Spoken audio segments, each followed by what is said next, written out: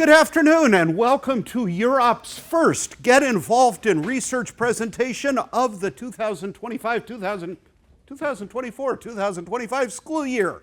Congratulations on finding the fifth floor of the Science Library and finding the right room because, well, we had 300 people signed up for this event. You are the brave, the few, the intrepid who found us. So, my name is Jerry McMillan. I am a UROP advisor, and I am here today with...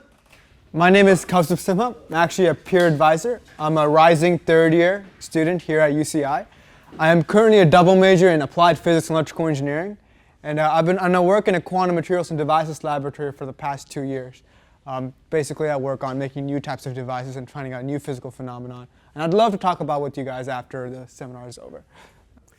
So for the next 45 minutes or so, we're going to talk about research. What is it? Why do you want to do it? How do you do it? What's involved? And then a little bit at the end on what UROP, the Undergraduate Research Opportunities Program, can do for you. At the end, we'll have time for questions. I recognize some people have other events you need to get to afterwards. Kaustubh and I will stick around for as long as you have questions afterwards. But moving ahead, I want to ask you, first of all, one question. What is research? This is a non-rhetorical question, which means I would like answers from the audience. So you're here to find out about yeah. A way to answer a question. Great. What else? Yeah. An investigation. An investigation. Definitely. Yeah. A process to find knowledge on something. Process to find knowledge. Definitely. One more.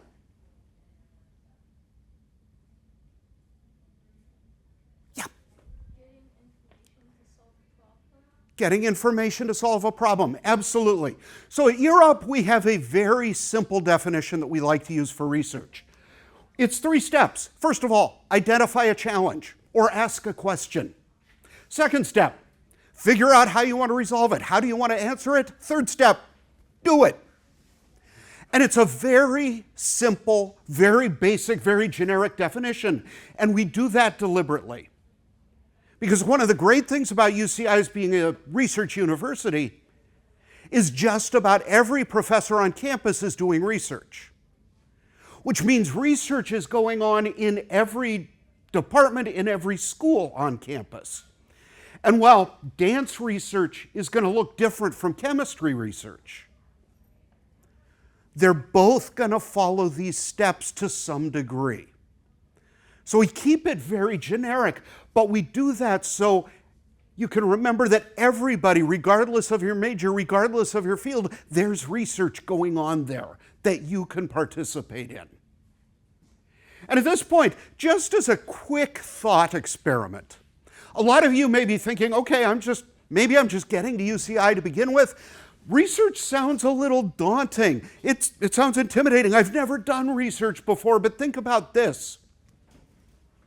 Yes, you have. I don't like this example I'm about to use because some of you haven't had lunch yet and may be thinking through this thought process. But think about basic research. Identify a problem. I'm hungry. Figure out how to resolve the problem. Google food. Ask people. Figure out where the food is around you. Resolve the problem. Eat. Research is a part of all of our lives. What we're talking about, however, here is faculty-mentored undergraduate research projects and creative activities, which means a much more formal, much more detailed, much more in-depth process than just finding lunch.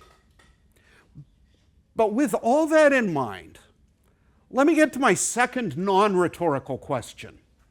You're all here interested in doing research, or at least considering it. Why? Why do you want to do research? Yeah. To gain skills I'll use in the future. To gain skills to use in the future, definitely. I feel like it's a good way to collaborate with people. To collaborate with others, definitely. A couple more. Yeah. And like learning. I like learning. Nobody has put it quite that way before, and I like that. Yep. To get insight into different parts of my major. Insight into different parts of your major, definitely. And just as a note, excuse me, and I'll mention this, a lot of people do research in your major. You don't have to if you want to explore beyond it. Yeah, one more. Grad school. Get it on the resume for grad school. As a note, that is a wonderful reason. And for me, it's a great second or third reason. I'm excited. I want to learn more things. And as a result, definitely, it becomes something you can talk about having done. We have a list of things that we talk about that you get out of research. First of all, hands-on experience. When you're doing research, you are actually doing stuff.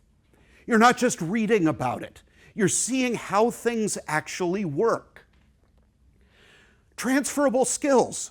Not only are you gaining the skills that are important for your project, you're gaining things like public speaking skills, teamwork skills, collaboration skills, all skills that you'll be using for the rest of your academic career and your life can all be improved out of doing research. Real-world applications. A lot of what you'll be doing here at UCI is thought experiments. If I do this, what will happen? Kind of musings. These are things that actually make a difference. The research projects you carry out can actually have a difference in the body of human knowledge. They can affect people, your community, affect the world. What you are doing here actually has real ramifications.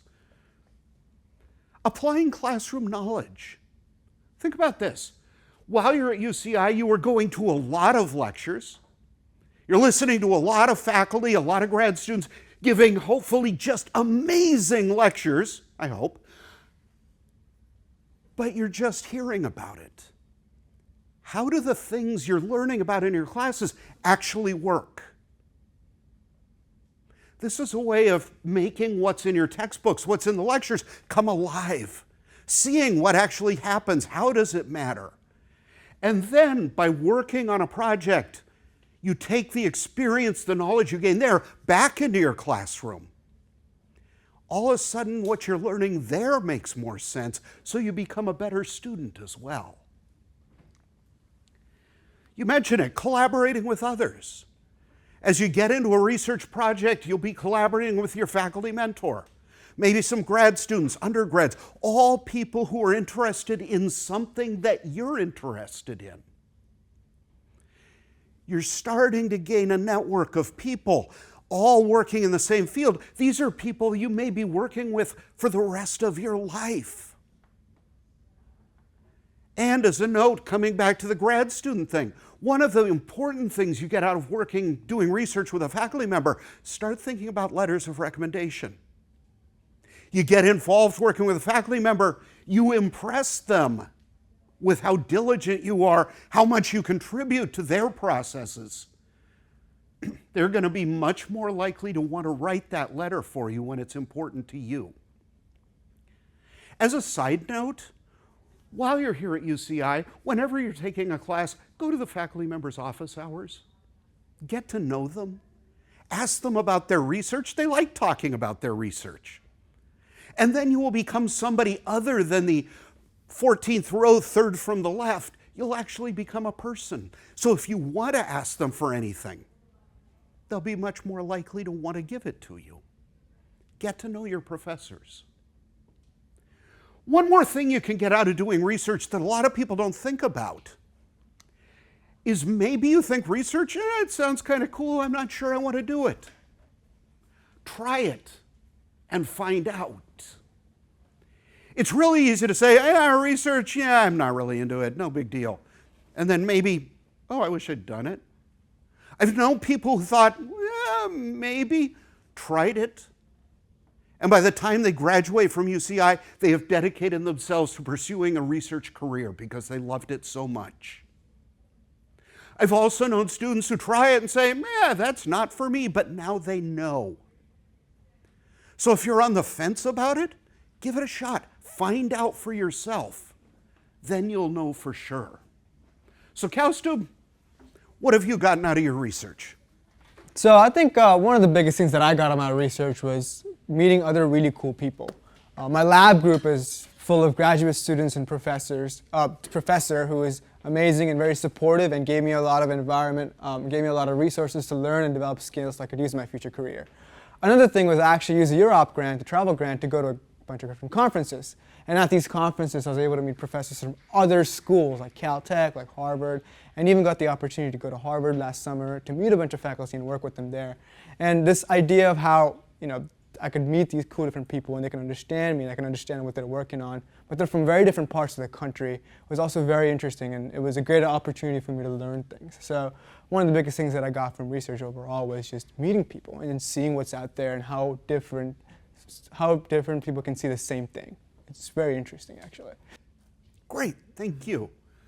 So all of those to think about, just, are you inspired to try research? Hopefully at this point, yes. But let's start talking about what that actually involves. First of all, at UCI we have two basic models of research that you're going to think about. First of all, it's the lab. And this is the stereotype. This is what most people think about when they think about research. You have a professor who has a lab. The lab is dedicated to solving some big problem. Within the lab, you have grad students, postdocs, undergrads, maybe even other faculty, all working on different areas of this one problem. If you're joining a lab, you join the lab, you are assigned to maybe the professor, maybe to a grad student. They will assign you the first tasks you're doing. The longer you're in the lab, the more independence you can get, but you're always working as part of that system, as part of that team to work towards that ultimate goal. The lab model is what you're going to see in most of the STEM fields. Biological sciences, physical sciences, medicine, computer sciences, engineering, all of those, if you're doing research there, you are almost certainly going to be a part of a lab. But that's not the only way research works. There's also an independent model, where rather than being assigned a part of an ongoing project, you say, here's the question I want to investigate. Hello, faculty member, will you guide me through this process? So rather than being part of a team, you, maybe a group of you, all come up with a project to do. You are guided through the project by your faculty mentor. And this is the model you'll see much more in the arts and in the humanities. In social sciences, social ecology, you'll actually see both of these. So as you're thinking about getting involved in research, if you're looking into those fields, it's important when you're looking into faculty to see, would you be joining a lab or doing something independent, and whether or not that affects your choice of faculty. Regardless of the type of research you're doing, what we're talking about today is faculty-mentored research, which means you're not doing it on your own. You have the help of somebody who's been there before, who can help guide you past the initial pitfalls, who will guide you through the process, and you can gain from their experience. You're not on your own for this process. A couple other things. People ask, so I'm doing research, can I get paid for this research? And there are a couple of possibilities. First of all, it is absolutely common to get academic credit for research you're doing through a 199 or other 190 class. Usually they're variable unit classes, maybe 1 to 5 units. Talk to your faculty mentor, see how many units you should sign up for. But it's a way of using research as part of your class load. It is also possible to receive financial compensation for the research you're doing, although it is much less likely. But particularly if you are here, if you have a work study award. A lot of faculty members have work study as part of their budgets. If you're looking for a work study job, talk to faculty about doing research. Maybe that can be your work study job. In terms of just getting paid to do the research, not likely, although it does happen occasionally. And as I said, talk to your faculty member. They're the ones who have the details of how this can work. In terms of research, research is a significant commitment of time and effort. First of all, you should plan to spend 12 to 15 hours a week during the school year. During the summer, when you don't have classes, you can spend more than that. Some students will even work, it says 10 to 30. Some students will work full time, 40, 50 hours a week during the summer. Also, most professors want a commitment of at least one school year, which means if you are entering your last year here at UCI, take everything we say from here on out very seriously because you need to get moving quickly. Otherwise, you've got a little bit of time to think about it, and we'll talk about that on the next slide. But plan on spending all of this time doing research. The exact time you're spending is something to determine with your faculty mentor. They're the ones who will work with you on that. In terms of, I have classes at this time, can I make that work with a research schedule? Talk to your faculty member, probably. Most are willing to adapt as they can with that. Absolutely, these are minimums. Is it possible to do more? Yep. As long as you're loving the work, as long as your faculty member is liking you, talk to them, say, I want to keep doing this more than a year, or I want to do this over the summer. Talk to them, you'll have those opportunities. The next question, when should I get started in research? And there's only one real answer to this question, and I warn you, it is woefully unsatisfying. The best time to get involved in research is whenever you are ready. And the only person in the entire universe who can determine when you are ready is you. But think about a couple of things. First of all, particularly if you're a freshman coming into UCI, you are just experiencing an enormous change in the way you work your life. Maybe you're living away from home for the first time. Maybe this is the first time you're responsible for all of your time management. Do you want to take some time and adapt to that? Maybe. Are you going to be here? Are you exceeding in your class? Are you excelling in your classes? Are you being amazing and still have extra time? Okay, maybe it's time. But in terms of when is the right time, you're the only one that can determine that. But think about these. Do you have time in your schedule? Think about those times we talked about, 10 to 15 hours a week. Do you have that time? Do you want to take some time to figure out exactly what you're doing here? Maybe you're just starting here at UCI, you want to try some clubs, some social groups, put off research a little bit. Great, fine. How long do you want to do it? Think about this. If you start research right now and you're an incoming freshman, you have the opportunity to pursue research for 4 years. The earlier you start, the more opportunities you get. I've known students who actually started research before they started classes at UCI. Many of them continue in the same lab for 4 years. I've also seen a couple say, oh, that was too much too early, out of here. So think about how this fits. And as I mentioned, think about when you graduate.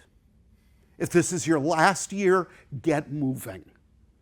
But otherwise, start thinking about when does it feel right to do this. And also, just as a note, some schools, some departments may have requirements that can affect when you get started. For example, the School of Biological Sciences. If you want to take Bio 199, which is the independent study, get class credit for your research, you need to have taken at least one course before you do that, lab safety type stuff. So also, before you get started, talk to your department, talk to your major, talk to the faculty, see if there are things you need to do first. Cowstoop, when did you get started and why then?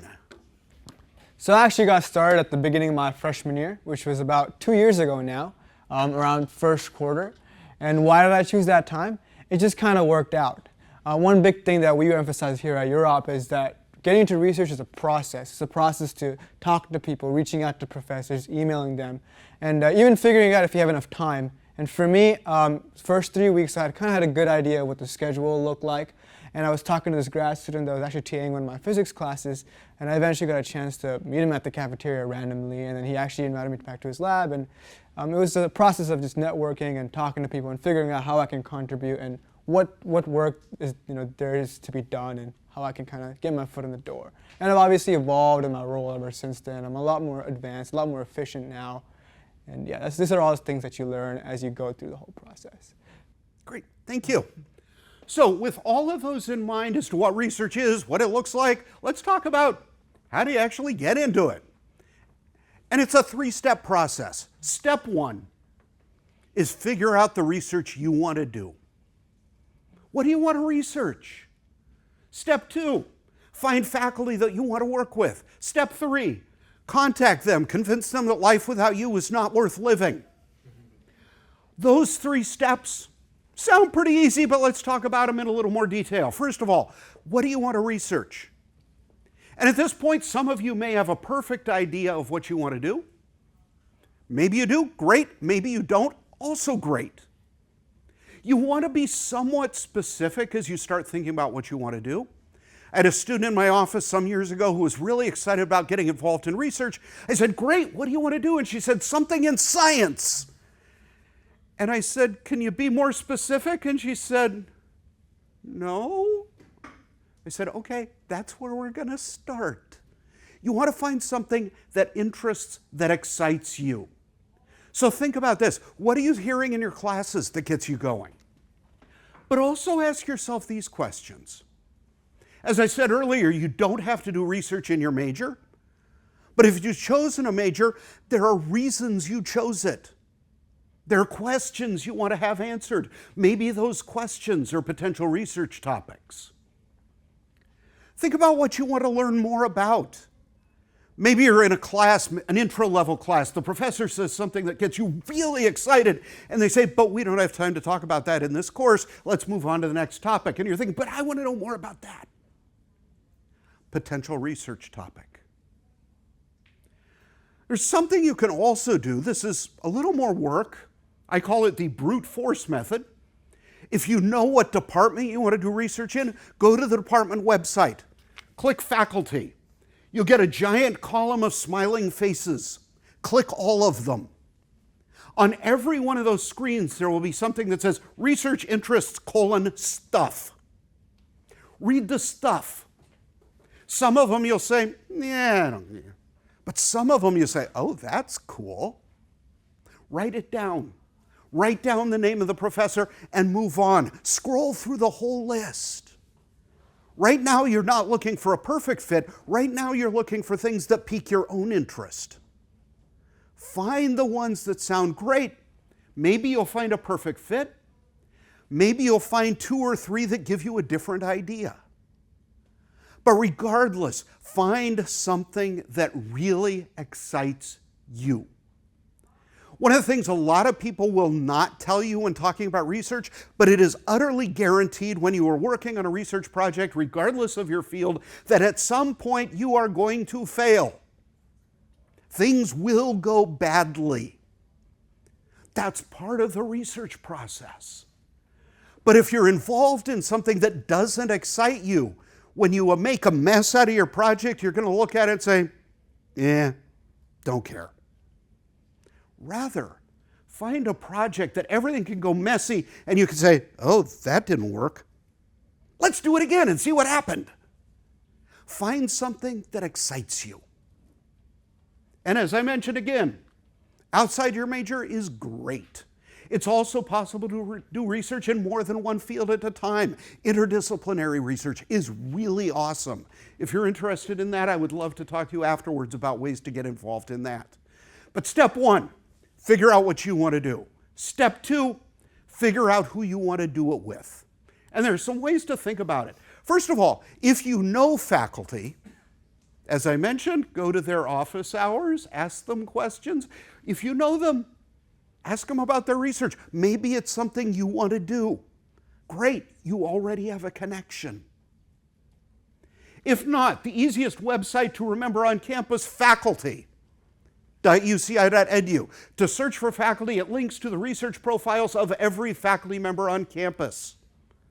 Type your interests into the search box, you'll get a list of faculty doing stuff related to that. There are two flaws with this system I feel required to tell you. First of all, every profile you find has some information. Many have very little information. Also, every profile down at the bottom left has a last updated. I recently saw a 2008. But as I say, these link to the research profiles of every faculty member on campus, so this is a great place to see the names that you want to research further. And when you start finding those names, start looking into the faculty. Look at the department website, see what they have listed there, and then look them up on Google Scholar. Find their lab or their personal websites. See if what they do really excites you.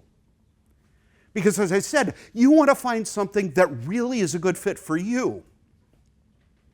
But also, the more research you do on the faculty, sooner or later you're going to have to build a case as to why they want to work with you. And the more you can demonstrate this is important to you, the easier it's going to be to make that case. So research the faculty. Get a list, maybe 3 to 5. More than that, definitely not just one. Get a list of faculty who interest you. That's step 2. So figure out what you want to do, who you want to do it with, and then pause right now. New set of slides. I'm still getting used to them. Kaustubh, how did you find something that interested you? You touched on it earlier, but if you want to say more. So for me, it was just talking to people and having a conversation. My department, both the engineering and the physical sciences, they always host events, and going there, there's professors there, there's grad students there, talking to those types of people, seeing what they're working on. Honestly, you could also just meet people on campus. There's a lot of cafeteria, everybody goes there. So it was honestly just a process of networking, talking, and seeing what's out there. I met TJ, so he's my grad student that I've been working with the past 2 years at Brandywine, actually. I think he was just coming in just to get some food, and it was just the process of just talking and seeing what's out there. And then I'm a professor later, a week later, with him. So, I think my biggest advice on how to find research opportunities is just to put yourself out there and just look and ask questions and be curious. Yeah. Great, thanks. And just as a note, Kaustubh kind of alluded to this, a lot of schools, a lot of departments at the beginning of the school year do a meet the faculty event. Go, meet the faculty. You never know when you're going to run across the one you want to work with. So having gotten your list of faculty you want to work with, step 3, contact them.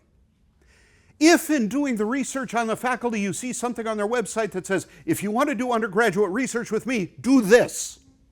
If you see something that says, do this, do that. Otherwise, we recommend you email them. We have an email template that's on our website, but basically we want you to think about 3 paragraphs. Paragraph 1, you.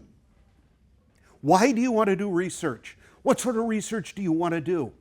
What sort of background do you have that would be relevant to that research, if any, and more on that later. And for me, most importantly, why does this matter to you? How will getting involved in research like this get you closer to realizing whatever academic, career, personal goals you have? Or to put it really bluntly, why should they care? They get a lot of these emails. Why should they keep reading yours? Why are you interesting? Paragraph 2, about them. Why did you choose them as a good fit for your research interests? This is where you mention the research you've done on them. Use specific examples. Mention a publication you read. What did you see in there that really excited you and made you think they're a good fit for you? And then the 3rd paragraph, ask for an appointment. Give them some contact information, days, times you're available. Send out the email. And just recognize, as I mentioned, faculty get a lot of these emails.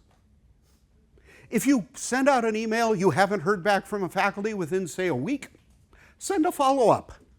Basically say, sent you an email, haven't heard back, want to let you know I'm still really interested in talking about research with you. Send a third. After that, move on to the other faculty on your list. You don't want to become an annoying pest. But I have talked to one faculty member who said that they do not even open this type of email until they receive the third one. So persistence is important. As I mentioned, our email template is on our website. We also have a QR code that I'm not going to give you time to scan now because we'll look at our website later. So once you get an appointment with Faculty Mentor or the grad student that does that sort of thing for the lab, you're then talking to them, convincing them you want to work with them, convincing them they want to work with you. What's that like for you, Custom? So, this is a lab-to-lab basis thing, and my lab was pretty informal about it. I kind of came to some of the meetings. I kind of just talked to a bit of the faculty. I knew exactly who I wanted to work on, what type of projects I wanted to work on. I had a little experience with the oscilloscope and some sort of electronic measurement devices, so I kind of just touched up upon that. And so it was a pretty simple process, and it was more so just kind of talking about what I wanted and how I could kind of implement it. And also, obviously, they also wanted to see if I'm open to learn new things, because that's a big component of going into a lab, and I was, and yeah, that's it. Great. So once you have the appointment with faculty, it's a job interview. And think about this. Who do you think are the people that get hired out of job interviews? And you're probably thinking of all sorts of things, but I will give you a very simple answer. The people who get hired out of job interviews are the people the interviewers want to work with. It's that simple. But then, of course, you have to ask yourself, how can I become that person? First of all, prepare. You've already researched this faculty member, this lab. Prepare more, read more. Go in with specific questions to ask. Be punctual. Dress appropriately. I'm not going to tell you what that means. You can probably figure it out. Guys, this is not a coat and tie affair, but at least show that you care. Wear clothes you've washed recently. And when you are done, within the next day or two, send them a thank you email. It really shows that you care, and maybe just the one thing you do differently than anybody else and might get you something. One other note when you're meeting with faculty, it is really easy when you're in the presence of faculty to put yourself in a mindset of, I am going to bask in the wonder of his professorness. This is not the time to do that. This is the time to interact. If they ask you a question, give real answers, not just, They want somebody who's going to be interesting, somebody who's going to be engaging to work with. Show that you can be that person. For some people, that's more difficult than others. But this is also why you found something that's so exciting, so that you can be excited about working with them. So with all of this, we've talked about the 3 steps. Figure out what you want to do, figure out who you want to do it with, go get them. And you're thinking, okay, 3 steps, I can do that. Pretty simple, and yet, you may start hearing a little voice in the back of your head. And it may be something along the lines of, okay, I can do that, but I'm just an undergrad. I'm a freshman. I haven't taken many classes. I haven't written any papers. I don't even have a Nobel Prize yet. Why would they want to work with me? Go ahead. I think a lot of students, even myself, when I first came here, we do sell ourselves short. Getting into UCI is a pretty difficult school. It's a very rigorous process, and you guys have a lot of skills that you can value and rely upon. And a lot of things that faculty look for, like I think Jerry touched upon it a little bit, was good characters, open to learningness, giving a different perspective, and those are all different things that you guys can bring. I think it's a process where you should benefit from it, but you definitely also have a lot of skills that you could give back and give to a research group in general. Does that kind of make sense? Couple things to think about. We used to send questionnaires to faculty asking, what do you look for in an undergraduate researcher? And a lot of students expected the answers to that to be either background or GPA. And almost none of the faculty mentioned either. Instead, they were looking for, almost everyone said at least one of three terms: passion, curiosity, and motivation. Or to put it another way, they want to work with the people who are excited about working with them. And also, you're an undergrad. We don't expect you to know everything yet. And all the faculty at some point or another were also undergrads, which means they know where you are. And the one thing that we tend to forget, but faculty are people. Just keep that in mind. You're people too. You have one thing in common beyond that common interest. So I know I'm just discovering I am a little bit behind, so I'm going to start talking faster. But what can the Undergraduate Research Opportunities Program do for you? We are here to support your undergraduate research journey. We do it in three areas. First of all, we help you figure out how to get involved in research. We do it through presentations like this. There's information on our website. If you get stuck getting into this process, you can make an appointment with one of our advisors, either professional staff or student staff. We can help find ways for you to do things more effectively. But the first thing we do is help you figure out how to get involved in research. Second thing we do is, while you are doing research, we have several opportunities during the year for recognition for your project or some funding opportunities. Kaustubh mentioned a travel grant. If you are traveling to a conference to present, we can support some of the costs of your airfare.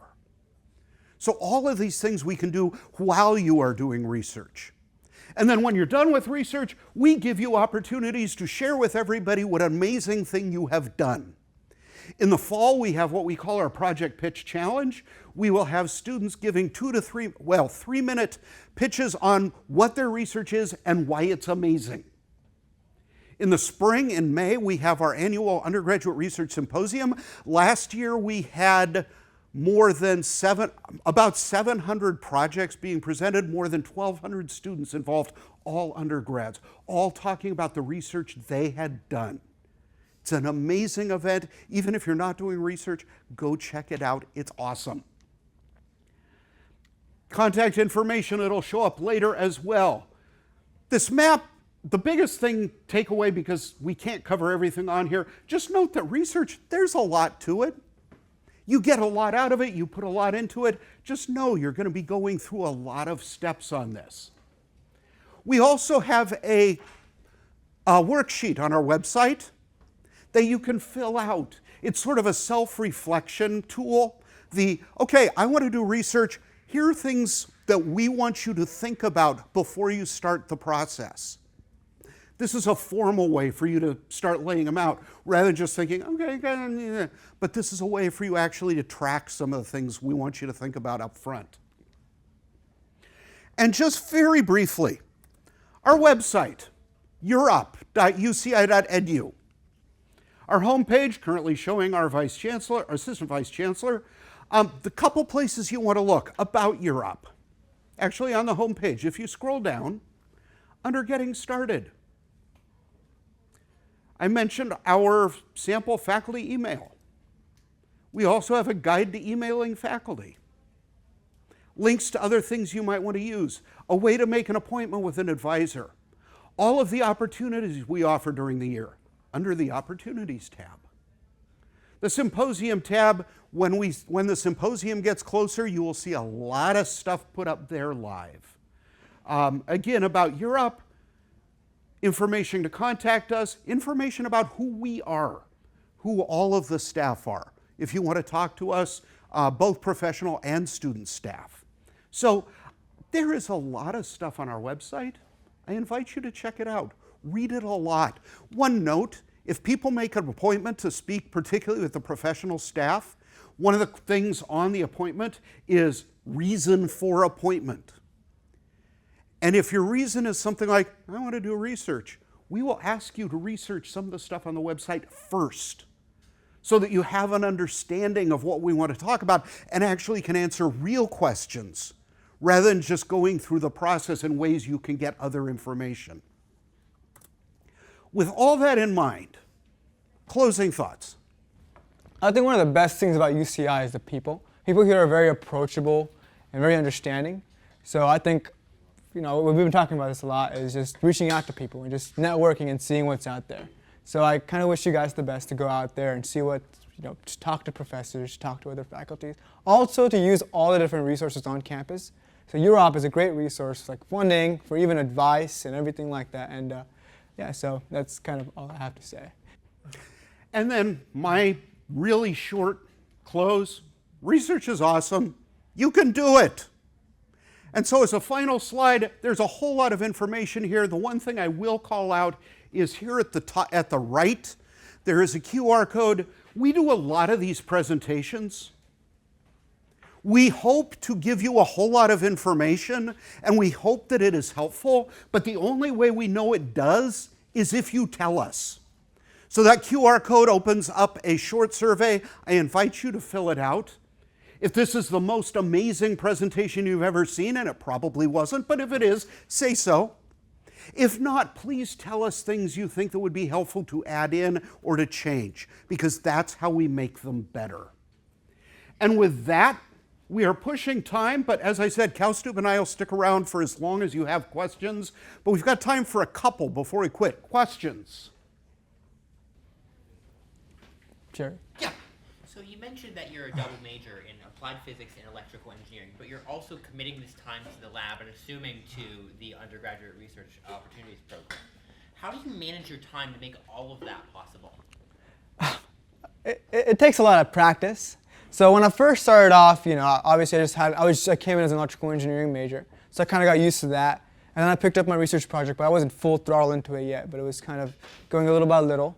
And then I picked up my double major, and then I picked up my job at UROP. As you do more stuff, you get more used to it, and you become more efficient. So now, what used to take me like 3 hours to study one topic, I could probably do the same in like an hour and 30. And that's just because the more practice you get with something, the better you get it. So that's what helped me a lot. Another thing is, I'm also surrounded by, in my lab group, even UROP staff, or even some of my friends in my classes, that are very supporting and understanding. They get that I have a lot on my plate, and they understand that I might have a lot to balance sometimes. So that means that they're very understanding of my schedule. They're also very flexible in what I can do. So it's just a matter of who I'm surrounded by and practice. Does that kind of answer your question in general? Yeah. Other questions? Yeah. The topic of time management, what time do professors generally like to have their research be taken, in the morning, in the afternoon? In terms of time, when do professors usually want you in the lab? I should warn you, our answers to almost everything is going to be it depends. This is an it depends. Every professor is different. Some labs you can go in when nobody else is there. Most labs will have a meeting at some point during the week, but it all varies. But it's something definitely to talk about your faculty mentor with as you're getting started. And with that, we are at exactly the time designated on the website. So I want to thank you for coming and wish you all a great year and great success in your research. Thanks for coming.